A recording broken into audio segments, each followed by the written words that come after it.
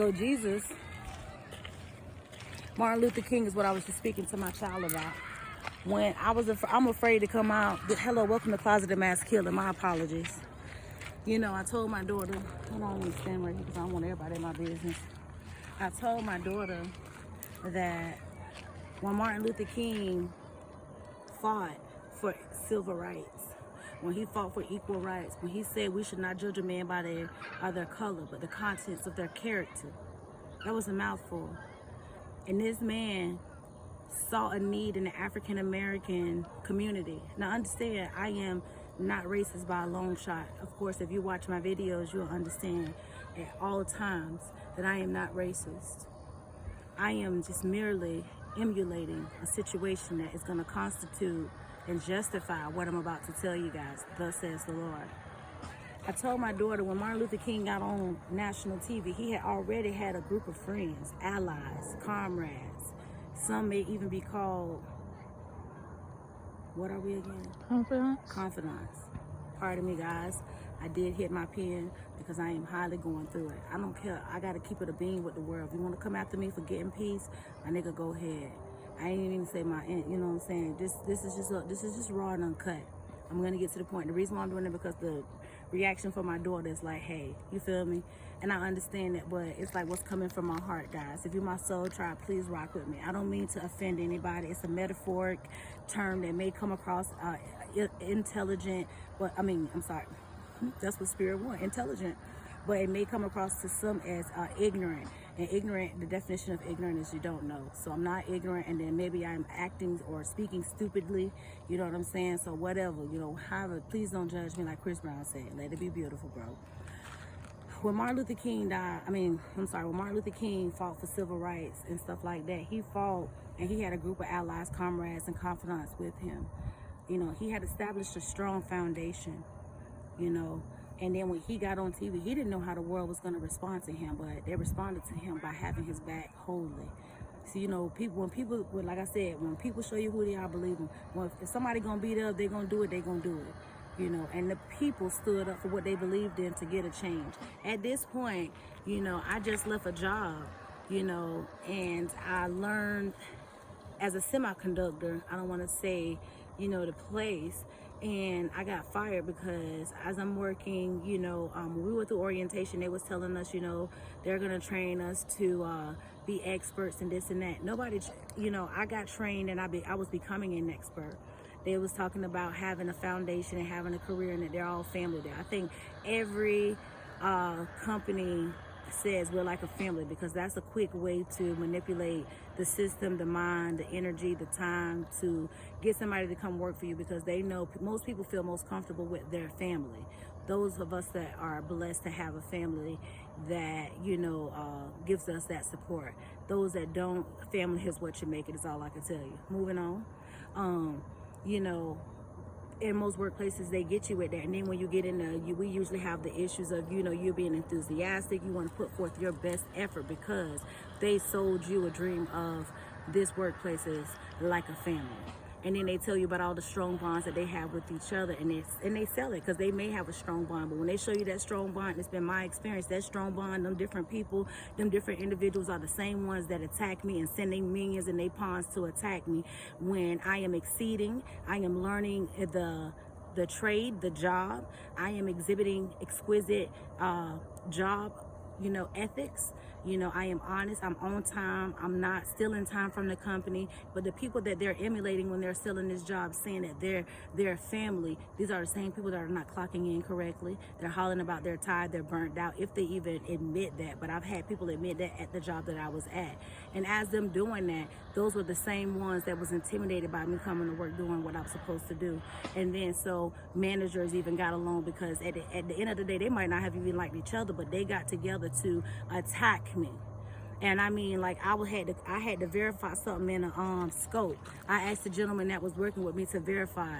So you can either move the scope with two nozzles, or a nozzle here and a nozzle there to go up and down, and the ones on the bottom to go left and right.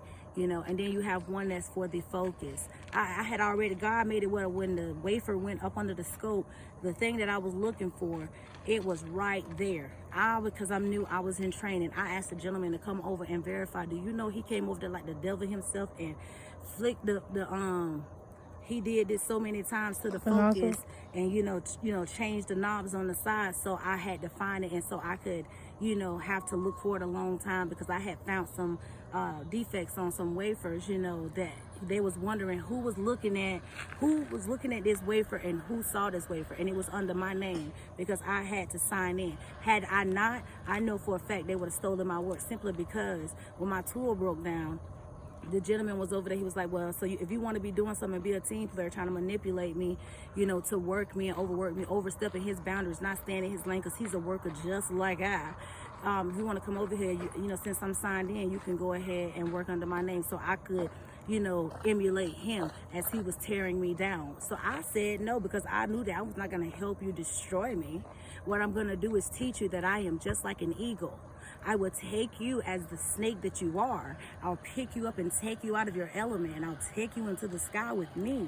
You understand? Because see, one thing about it, I'm touched and I am covered in the blood of Jesus. This is for anybody that watch my channel. I promise you, I do not got to see you. I could feel you. You know what I'm saying? So when people got negative intentions for me, I could feel that, and I'm very aware. I'm very cognizant. I'm very present in the moment. I do a lot of yoga, a lot of sound healing. On the contrary, it doesn't always have to be a num yo reggae, come yo situation, or or hum type of situation always, but it could be merely me listening to a beat on a song. Like I often listen to Ella Mill, please don't fuck me, don't break me, whatever she be saying, because I can resonate with it when she's saying, and I can't right now because I'm trying to stay on point. At this point, what I'm trying to tell you guys, I'm looking for a soul tribe that's going to come with me and rock with me and help me and leave their comments and watch my videos and share them, because there's other people in the world going through this. I don't have a solution for the issue yet, but us coming together, we can find a solution on how to implant or put in place workplace rules and regulations that calls for everybody to work in integrity and be appropriately interacting with one another, versus people in positions of power using it to their advantage to destroy other people's lives. And the aiding and abetting of it, it also needs to be taken care of. It also needs to be heard. It also needs a rule and a regulation and the clause or whatever to go to it to rectify the wrong that's being done in the workplace. And then I had a manager, actually, he was like 6'9". He kept standing behind me. Like every time I walked, it's like he was walking with me. I went and complained about this to a manager. I can't say her name. I almost said it, my bad. I went and complained to her, and today I'm fired. And she said it's because I left the other night. But the other night when I left, I was being gang-stalked so much. Well, not gang-stalked. I was being bullied so much at work, as I told you. The dude came and turned the scope and made sure that he delayed. This happened that night that I left. It was that, and then it was the gentleman another gentleman that was supposed to be training me, talking about how come I'm not wearing $200 shoes, or why do I have a pair of some $200 pair of shoes. I was like, what are those? He was like, oh, it's a $200 pair of shoes, whatever the name he said it was. And then he was like, yeah, I always invest in a good pair of shoes. I'm like, oh, well, that's good. I said, I would never buy a $200 pair of shoes, simply because that's not my price range right now. I have bigger bills that take precedence over that, and I'm also a mother.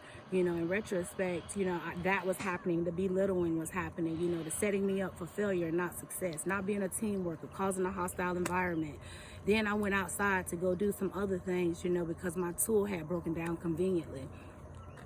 As I left to do that, everybody that I was working with was standing in the window watching me, trying to struggle to get the tablet to work in order for me to proceed to do what I needed to do. Yes, it's steps that I had learned on my own, but I hadn't learned how to connect, or the ones that I was getting, it wasn't working appropriately, and they may have known, because I did do it. You know what I'm saying? I turned it on Bluetooth. I turned the Bluetooth off. I put it on airplane mode. I verified the numbers at the I think it's like a 20-digit number with some like 2 or 3 letters in the beginning, or a letter in the beginning, and you verify by the last few digits, and that with the scanner, and whatever the scanner was, where it says in the Bluetooth area, it show you all the things it's compatible to connect with. And then I would connect it, and then it would disconnect. Then I would connect it to the cart, and then proceed. But I didn't really know. As you can see, I stumbled because I don't know really what to do, but I was going by you know, manually what was happening. And then I know how to, you know, scan a lot, seeing it not after I put it on the shelf, scan it, you know what I'm saying, put it back on there. So I'm like, and then the things that I was doing, they was also only teaching me limited of things. You know, they taught me how to do two-way wafers and 25 wafers or whatever, but they didn't want to teach me anything else, you know. And the things that they did teach you, they knew that they need to be repetitive. The person that was teaching me and training me, he just went away. So the reason why I'm telling you all of this, because I wanted to let you guys know I am very much aware of what goes on in the workplace. I know how it feels to leave a workplace and you go through that, and you're such a kind person and you just, you know, operate out of integrity. You could be spiritual, you could be religious, and you just operate out of just being kind, showing the fruits that God said we're supposed to show, like being kind, being lovable, being compassionate, being thankful, being, you know, kind to people, just being in their vicinity. Good morning, good afternoon, how are you? You may not even like this person or agree with the characteristics that you may not like about them. There may be characteristics that you may not like about them, but you still talk to them and you love on them, because you know that everybody is made differently, but we all fit together like a puzzle piece some kind of way when we're brought in each other's path. That is evident, and people are waking up every day and they're not acknowledging these things. You can really only, in my opinion, acknowledge these things if you put on the breastplate of righteousness, put in with the shield of faith wherewith you shall be able to quench all the fiery darts of the wicked. Some people may call me crazy. Some people they call Albert Einstein crazy, but he was a mathematician. You know, they talked about Plato and Socrates, all of these scholars, but they came up with the best rhymes and remedies on how to handle things. Excuse me, you know what I'm saying? Now Harriet Tubman, she wasn't crazy because she didn't want to get off the bus because she knew she was being treated wrong. Like I'm telling you guys, my name is Shalonda Tamira Houston, and I've been treated wrong my whole entire life. I am gonna write a book about it because I am gonna help you guys. And everybody out there that's trying to defeat me, I also know about black magic being thrown upon you. My own mother and brothers and sisters and aunties and cousins, they did that to me. When I was little, I've been beat, I've been raped, I've been through all of that. My mom knew I was being raped when I was 6 years old, living in 1202 in Oakmead Apartments in Bradenton, Florida. She knew Keith was raping me, and I told her, and the only way that it stopped is when my babysitter, I was talking in my sleep because I was suffering through trauma. Her name was Miss Nig. She was in Bradenton right now, Bradenton, Florida, and she told me, and right in front of my daughter, she remembered me, and you remember at Pastor Davis Church. And she said she remembered that my mom, that I was being raped and stuff, you know, as this man was taking me from my mama's house because she was working at Tropicana, taking me to the babysitter, and he was like telling me to sit in his lap to drive and all of that, and he was touching all of me. He was doing all kind of stuff that was just unprecedented, you know, and I was having so many horrible feelings. I was just